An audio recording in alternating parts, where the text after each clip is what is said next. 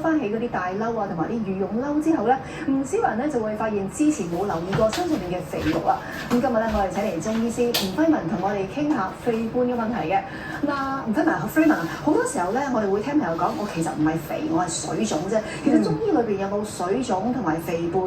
嘅呢兩種嘅講法？點樣區分嘅咧？係啊 Karen， 其實嚟講咧，真係有分別嘅。因為中醫嚟講咧，單就水腫呢兩個字咧，其實佢可以獨立係成為一個疾病嘅。但係一般咧，我哋係指一啲病理性嘅情況。咁佢主要咧係由於肺、脾同埋腎三個臟腑嘅功能咧失調，而導致一啲體內嘅水分喺度殘留咗啊。以頭面四肢水腫咧為一個特徵嘅疾病嚟嘅。咁嚴重嘅人咧更加可以伴腹水啊、氣喘啊、胸悶啊等等嘅一啲症狀。咁但係一般嘅市民去形容自己身形肥胖咗，或者係肢體嘅水腫，當然就唔係呢個咁嚴重嘅情況啦嚇。普遍都係指一個脾胃氣虛，導致到咧唔能夠好良好咁樣運化我哋嘅水液，導致到一啲水濕咧停留咗喺身體所形成嘅一種情況嚇。咁但係咧呢個肥胖咧，我哋仲需要去參考翻其他嘅一啲症狀，去分究竟佢呢個人嘅體質或者情況咧係屬於偏虛啊，定係偏於實嘅。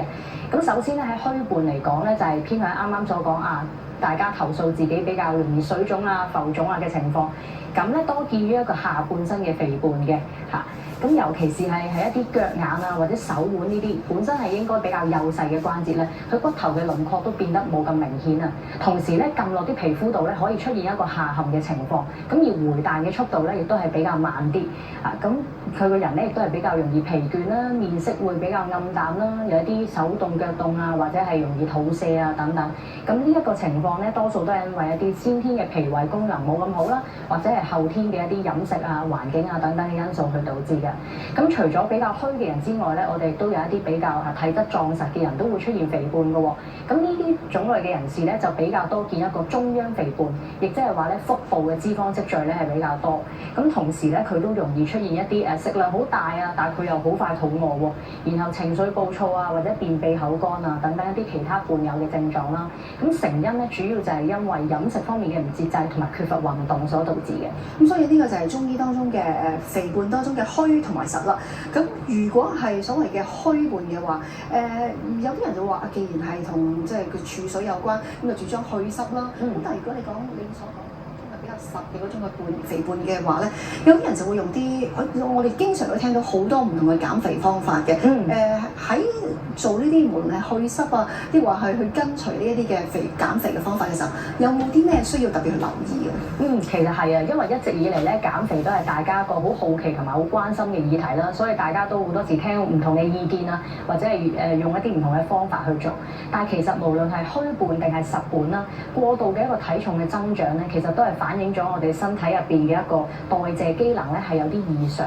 咁導致到咧痰濕同埋淤血啊等等一啲我哋應該排出體外嘅代謝產物咧係留滯咗喺我哋嘅身體入邊。咁所以咧中醫嚟講咧，無論係去濕利水啊，或者健脾啊、化瘀啊等等，都係一啲我哋可以考慮嘅治療嘅方向嚟嘅。咁但係要注意翻啦，無論係選用啲乜嘢方法，其實最緊要睇就係個功效究竟係咪適合翻自己嘅體質同埋個狀況啦。亦都唔好聽信一啲係誇大同埋冇醫學冇科學根據嘅一啲宣傳啦。唔好採用過於極端嘅節食方法啦，例如係完全唔食嘢啊，或者淨係進食某一類型嘅嘢咁樣。因為咧過度嘅飢餓同埋過度進食一啲偏寒偏熱嘅食物咧，其實都係會損害我哋嘅脾胃嘅。咁而偏脾胃咧就係我哋去運化水液啦，同埋吸收營養一個好重要嘅臟器。咁而損傷咗佢咧，我哋又需要花更加多嘅時間去調理同埋修復。咁所以咧就適得其反啦。咁呢樣嘢咧大家係要注意啦。咁另外咧一樣好緊要嘅嘢咧就係唔好去購買一啲來歷不明嘅成藥。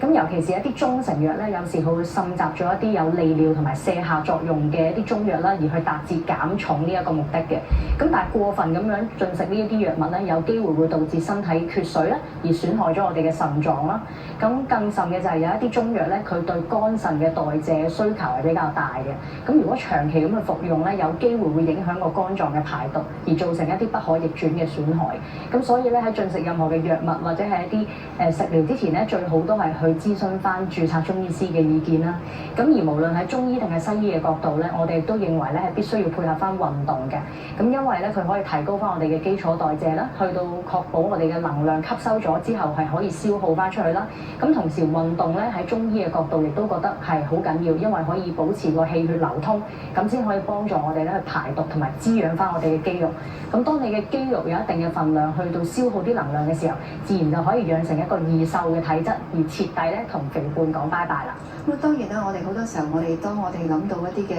減肥嘅促成方法嘅時候咧，可能好快有效，咁但係跟住之後咧就會傷到自己本身嗰個根基啦。咁反為咧之後咧就更加難咧去保持到個體重。有冇啲安全嘅方法俾我哋參考下？除咗係斷食啊、節食啊，或者係用一啲嘅促成嘅藥物之外，